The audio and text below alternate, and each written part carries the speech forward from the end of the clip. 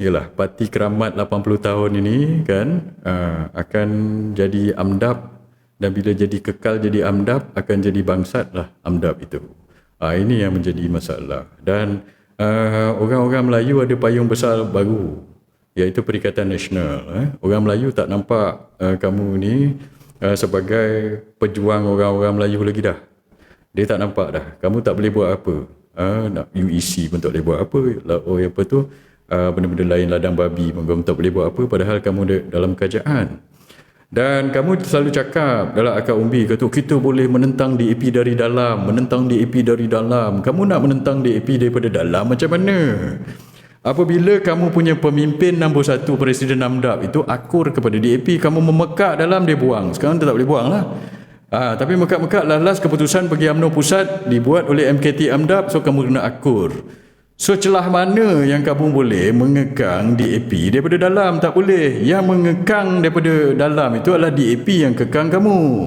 Sebab dia yang berkuasa dalam kerajaan, dia pegang duit. Anwar pegang duit, pegang resource. Lepas tu Anwar ni punca kuasa dia adalah DAP yang kekang kamu. Kamu tak boleh lawan dia daripada dalam. Kalau kamu nak lawan, nak tendang DAP ni, kamu kena keluar daripada kerajaan perpaduan ini, jadi pembangkang macam saya, kita lawan betul-betul. Baru kita boleh buat tekanan. Kalau tidak, suara kamu macam seolah-olah anjing menyalak bukit aja. Kamu dalam tu, dia pandang kamu pun tidak. Dia kata, alah ini budak-budak, ini cari makan pun dengan aku yang bagi makan, duit aku yang bagi, korang ni semua bising aje lah. Tapi tak boleh nak buat apa. Itu yang berlaku kepada kamu sekarang. Sebab kamu bila dah masuk situ, mereka yang kekang kamu, bukan kamu yang kekang mereka. So sebab itu, kamu tak orang kata berjiwa kental lah sikit. Jangan jadi penakut bila kamu ada dalam itu. Sebab saya tahu, sebab kamu takut nak jadi pembangkang. Jiwa kamu tak kental, kamu tak ini. Bila kamu dalam perjuangan politik ni, jiwa kena kental lah. Beranilah sikit keluar jadi pembangkang. Bila jadi pembangkang, memanglah macam-macam lah kena tekanan. Macam saya ni, dah berapa tahun dah jadi pembangkang. Saya jadi pembangkang dah 8 tahun, kamu tahu tak? Sejak 2018. In fact, masa langkah Sheraton pun, saya tak ada dalam kerajaan. Saya jadi pembangkang dah 8 tahun. Kamu tahu, segala benda saya lawan, tak ada masalah. Kamu ni nak jadi pembangkang setahun pun penakut. Jiwa perjuangan tak kental langsung. Takut jadi pembangkang. Sebab apa takut jadi pembangkang? Takut kena tekan lah, takut inilah. Kamu kata 1 sen tak guna lah. Kamu dalam perjuangan untuk agama bangsa dan tanah air, kena jiwa kental lah. Ini penakut, macam mana nak jadi pejuang kalau penakut? Ini tak nak kena ada dalam kerajaan, kan esok kan tak dapat cari makan, lepas itu ini perjuangan langsung tak ada kekuatan, tak ada kekentalan, jadi penakut tapi nak berjuang dalam politik macam mana?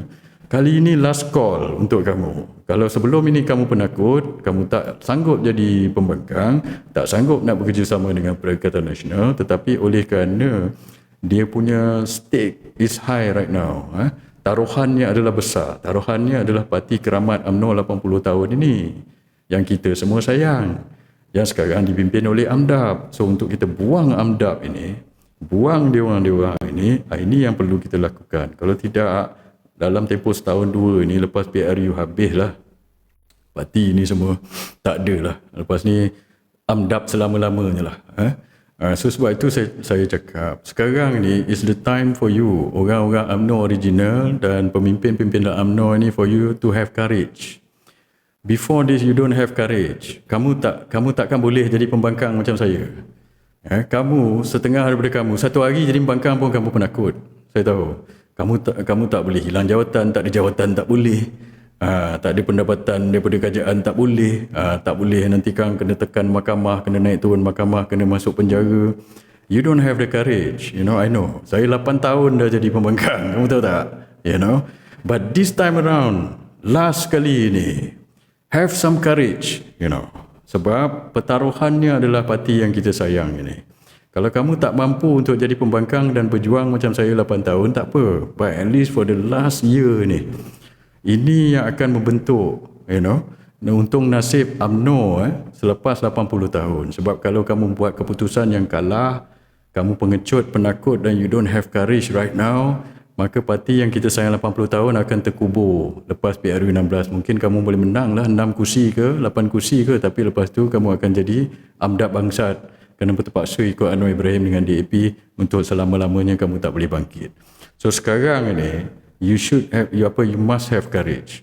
Buat benda ini bekerjasama dengan Penyatuan Ummah ini untuk Perikatan dan dengan Perikatan Nasional, tolak tepilah perbezaan ini dan tendang keluarlah orang yang bawa mulut busuk ni, yang anti penyatuan ini. Banyak orang anti penyatuan, terutama yang penjilat AMDAP, yang macam saya cakap tadilah, bila kita jumpa sesama parti-parti Melayu dengan PAS, dengan Bersatu, mereka ni rasa rimas tau. Bila saya jumpa Tun Mahathir, macam-macam lah, Hisham Jalil lah jumpa Tun Mahathir, tak boleh. Padahal Tun Mahathir tu adalah Presiden UMNO paling lama, kamu tahu tak? Presiden UMNO paling lama. UMNO menang 2/3, sentiasa menang 2/3 di bawah Tun Mahathir. Kalau kamu benci Tun Mahathir sangat pun, kamu jangan lupa jasa dia kepada UMNO. Tapi ini tidak. Kamu yang ingat jasa DAP tu, pergi cium mulut dengan Anthony Loke tak apa, tapi pergi dengan Tun Mahathir, dengan Bersatu tak boleh. Inilah hipokrasi kamu. So kepada orang-orang macam itu, kita kena tendang keluar dulu. Mereka ini anti Penyatuan Ummah. Mereka ada je cerita untuk kita ni berpecah tau. Tak boleh. Ini tak boleh. Ini jumpa-jumpa dia orang ini semua tak boleh. Tetapi dengan DAP tu mereka buat tak nampak aja. Ini adalah pengkhianat. Inilah yang saya kata dalam watak buang dalam cerita Sarjan Hassan. Inilah dia watak-watak dia ni. Mereka tak boleh. Kalau ada jalan untuk orang-orang Melayu bersatu, mereka tak nak. Mereka nak juga mencari mencari jalan untuk memecahkan orang Melayu. Mereka inilah pengkhianat bangsa sebenarnya. So kita tolak pengkhianat bangsa itu. Kita pergi balik, ini cadangan kira-kira saya. So kalau kamu nak jalan yang selamat untuk Penyatuan Ummah, ini yang kita kena buat. Tapi saya jangka pemimpin AMDAP takkan buat. Dia akan cari jalan untuk orang kata pergi, sama ada pergi dengan Anwar atau DAP, atau pergi solo tapi memecah undi jadi Barwa dan jadi Balaci PHDAP ni. Itu yang saya rasa mereka akan buat lah. Tapi I've done my part. Saya dah bagi cadangan. Saya tahu kamu takkan dengar. Kamu lagi selesa jadi Barwa. Kalau kamu selesa jadi Barwa, teruskanlah jadi Barwa. Bila UMNO ni kekal jadi AMDAP, jadi bangsat esok kan, selepas kamu kalah banyak kursi, itulah nanti kamu kena hadaplah kifarahnya. Apabila kamu menjadikan parti keramat ini sampai ke level itu tarafnya, itu that's on you, that's not on me, sebab saya dah bagi tahu saya punya orang kata I've said my piece, you understand? So sebab itu saya kata, you should have courage now. You didn't have courage for the last 8 years, but you should have courage now. Kamu kena kental sikit lah. Ini penakut, nak jadi pembangkang, nak tinggalkan kerja bendani pun pengecut. Mana boleh macam itu? Nak berjuang tapi penakut. Okey. Apa lagi tanya soalan? Dah sejam lebih dah. Okey, banyak juga orang yang melihat ni. Okey, pendapat saya tentang Parti Rafizi. Parti apa tu? Ini satu lagi lah, PG. Saya dah cakap, saya kata setiap kali ni yang boleh memecah-mecahkan ni, bila tak puas hati buat parti baru, tak puas hati buat parti baru. So tak apalah, saya reserve my comment lah on parti baru. Bersamdap, parti baru dia bersama. Parti Sang Kancil. Hai PG okey lah, kalau kamu buat parti baru, ada orang kata kamu nak lawan PKR ke apa, teruskanlah. PG saya tak halang lah, sebab as long as kamu lawan Anwar Ibrahim, kamu teruskanlah buat kerja kamu. So saya tak mau komen pasal itulah. So teruskan lawan Anwar Ibrahim dan teruskan lawan DAP.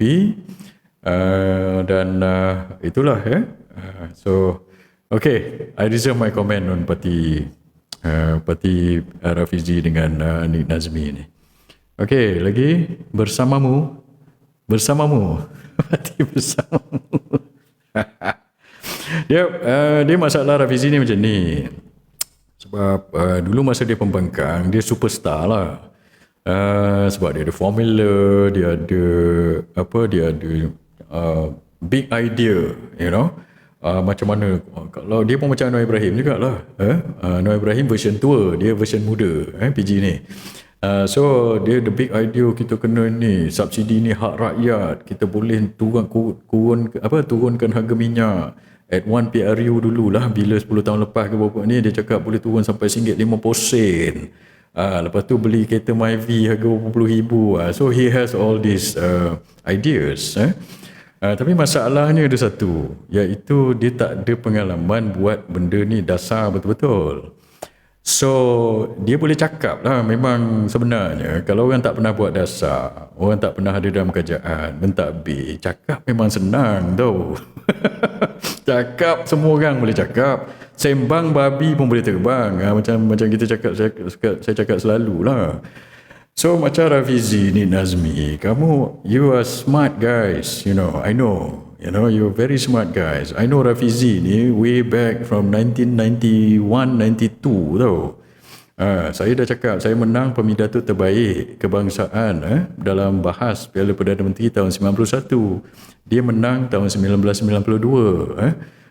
Sebab itu saya know Rafizi ni way back. He's a very smart guy. Kamu smart Rafizi, kamu ada big idea. Ni Nazmi pun sama. Tetapi kamu tak ada pengalaman. So without the pengalaman mentadbir, kamu suka cakap je. Lepas itu bila kamu masuk dalam kerajaan, kamu terkejut, culture shock. No.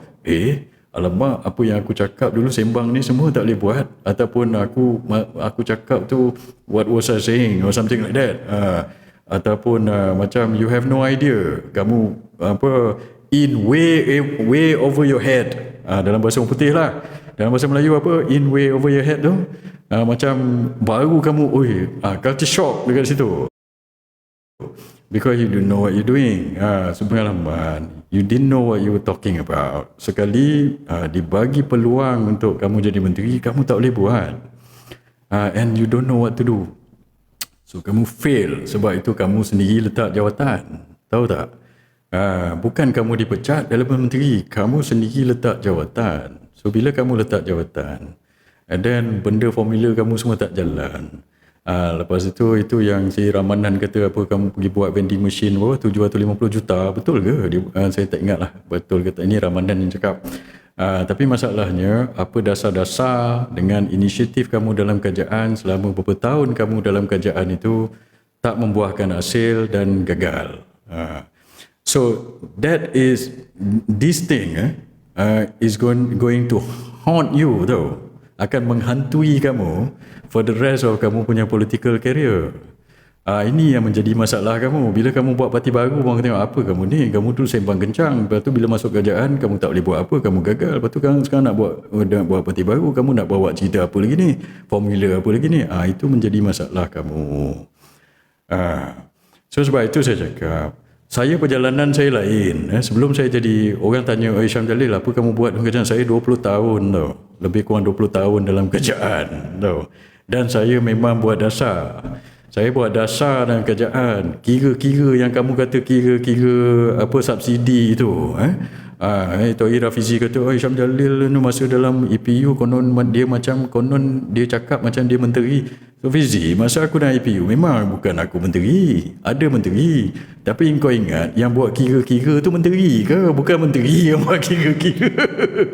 Yang buat kira-kira tu the detail itu pegawai macam akulah. Menteri, kalau kamu tak tahu benda, asyik kena tipu je lah dengan pegawai atau dengan konsultan. Tetapi orang macam saya, yang saya sendiri buat kira-kira tu, kalau ada konsultan ke pegawai ke menteri ke, Wak Imam menteri baru ke yang nak kencing aku, tak boleh. Kamu faham tak? Sebab itu aku ajak kamu berdebat, aku ajak Zafrul berdebat. Kamu semua ni tak berani.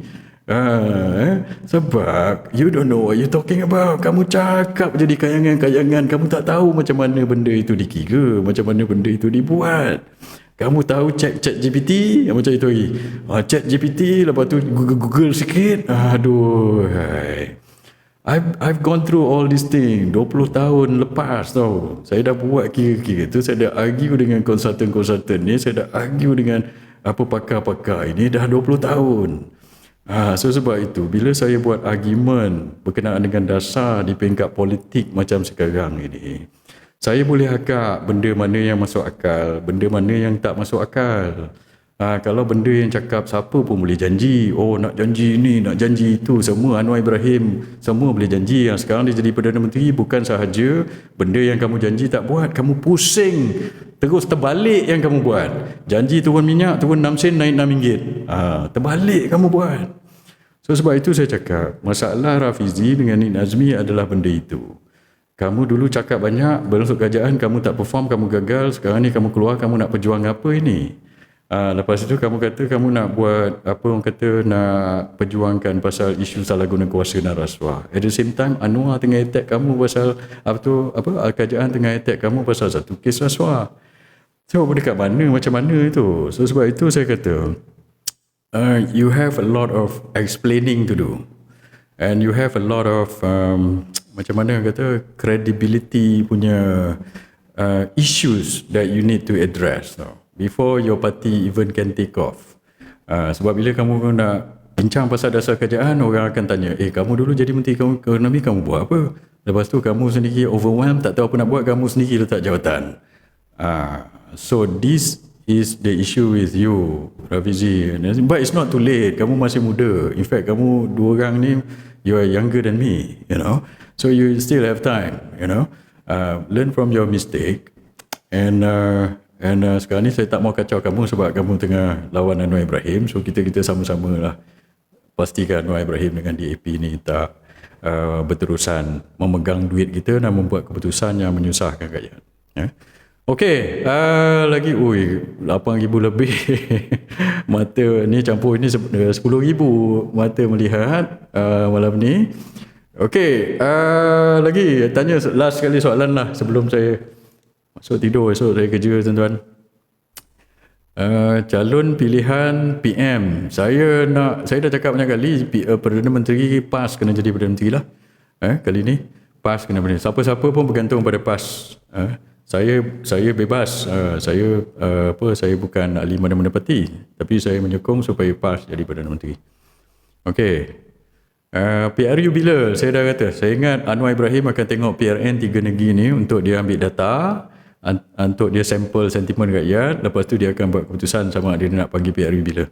Saya kalau nak straight and categoric punya answer from saya rasa first quarter next year. Sama ada bulan 2 atau bulan 3, first quarter next year. UEC saya dah ulas berkenaan UEC ni awal-awal tadi. Lagi PAS kena jadi PM. Dan kepada pengundi-pengundi lah, Wak Ima di Johor, saya nak ulang balik bagi peluang lah kepada PAS dekat situ dengan Perikatan Nasional. Mereka di Johor, mereka tak sekuat Barisan Nasional. Sekarang ni Barisan Nasional tengah bergaduh dengan PH. So biar dia bergaduh, but jangan kasih BN menang besar sangat kat situ, nanti Zahid Hamidi berkepak. So bagilah peluang kepada PAS dan Perikatan Nasional pula. Ada kursi-kursi tu yang kita boleh bagi peluang dekat mereka. Dan kalau kamu orang tak nak UMNO ni dikawal oleh AMDAP, you know what to do lah, macam saya cakap tadi. Okey, saya masuk bertanding, saya parti pun tak ada. Tengoklah nanti bila nak closer to election nanti, tengoklah nanti kita bincang kemudian lah. We cross the bridge when we get there lah. Okey. Presiden apa ni, ada orang komen Presiden UMNO heret parti sekali berkenaan masalah dia, betul lah tu. Okey. Bersama bakal Menteri Ekonomi. Menteri saya dah cakap lama dulu, saya kata Kementerian Ekonomi ni tak sepatutnya ada. Sepatutnya dulu Kementerian Ekonomi ni unit perancang ekonomi di bawah Jabatan Perdana Menteri. It's not supposed to be kementerian. So dibuatnya kementerian dulu, saya ingat zaman mana nak kasih orang jadi menteri lah. So saya kalau ingat nanti bila InsyaAllah bila kerajaan Perikatan Nasional PNBN ke jadi kerajaan balik, saya cadangkan kita pun kata tutup Kementerian Ekonomi ni gabungkan dengan MOF terus.